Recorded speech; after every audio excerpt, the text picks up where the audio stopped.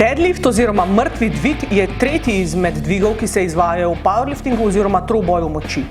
Ima samo en sodniški ukaz in je morda iz tega vidika tehnično najmanj zahteven, hkrati pa je dvig, ki ima na tekmi za končno uvrstitev oziroma končni rezultat največji pomen. Ko je palica naložena, glavni sodnik z dvigom roke tekmovalcu nakaže, da le ta lahko prične z dvigom, zato ima minuto časa. Tekmovalec palico iz začetnega položaja dvigne v popolnoma iztegnjeno pokončno držo, tam pa jo za trenutek zadrži, da se palica popolnoma umiri. Nato prejme sodniški ukaz dol.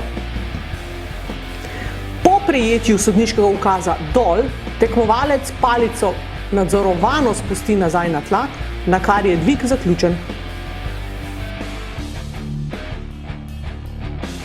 Dvig lahko razdelimo na dva dela, na dviganje in spuščanje palice. Oba dela dviga sta enako pomembna, saj veliko tekmovalcev na tekmi pozabi na drugi del, ki zahteva kontrolirano spuščanje palice. Vsako gibanje palice navzgor že pomeni pričetek dviga, sredina palice pa mora med dvigom ves čas potovati zgolj in samo navzgor. Palice z namenom olajšanja dviga ni dovoljeno nalagati na stegna, lahko pa po njih drsi ob gibanju navzgor.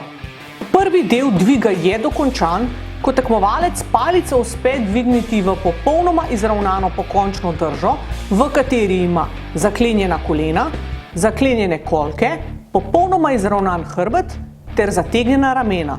V tem položaju pa mora biti sposoben tudi počakati na sodniški ukaz dol. Dol! Po prejetju sodniškega ukaza dol, mora tekmovalec palico na tla vrniti v kontroliranem gibu, kar pomeni, da ves čas ohranja stik z njo, dokler se le ta na tleh popolnoma ne umiri. Dvig je s tem uspešno zaključen.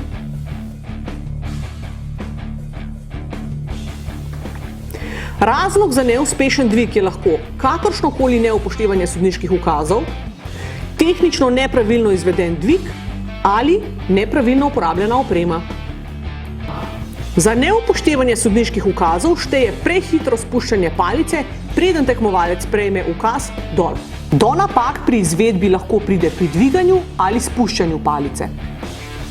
Najpogostejša napaka je neuspešno dokončanje dviga, kar po domače pomeni, da tekmovalec palice ni sposoben uspešno spraviti do končnega iztegnjenega zaklenjenega položaja. Do prve napake lahko pride že pri samem pričetku dviga, saj so določeni tekmovalci navajeni, da enkrat ali dvakrat sunkovito potegnejo palico, vendar je treba paziti, se vsako premikanje palice navzgor že šteje kot pričetek dviga. Vseeno pa palico lahko zakotalimo naprej in nazaj. Najpogostejša napaka je še vedno nalaganje palice na stegna ali cukanje, po domače, večkratno gibanje palice navzgor in navzdol med samim dvigom. Rahel spust palice pri zaklepu pa ni problematičen. Razlog za neuspešen dvig je lahko tudi to, da palica tekmovalcev uide iz prijema.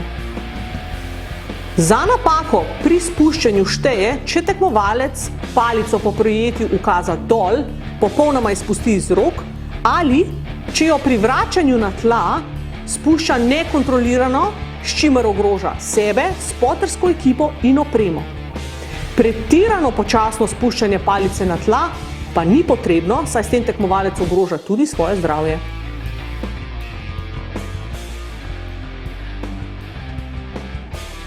Nujna oprema pri izvajanju mrtvega dviga vključuje obutev, do kolenke, tekmovalni dres in majico. Tekmovalec lahko uporabi tudi pas, dovoljena pa je tudi uporaba povojev za zapestja in kolenčnikov, za kar pa se večina tekmovalcev ne odloči. Tekmovalec lahko uporabi tudi puder v prahu za lažje drsenje palice po stegnih in kredo v tekoči ali trdi obliki. Vkolikor se tekmovalec odloči za uporabo kolenčnikov, se le-tej ne smejo dotikati do kolenk ali dresa, dovoljena pa je tudi uporaba do 2 slojev medicinskega traku za pobijanje prstov.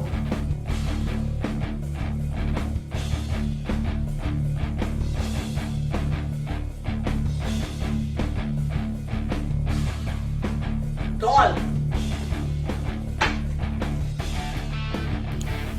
Upamo, da smo tudi s tem posnetkom odgovorili na vaša najpogostejša vprašanja povezana z mrtvim dvigom, hkrati pa vam pri izvedbi zadnjih odločilnih dvigov želimo veliko sreče.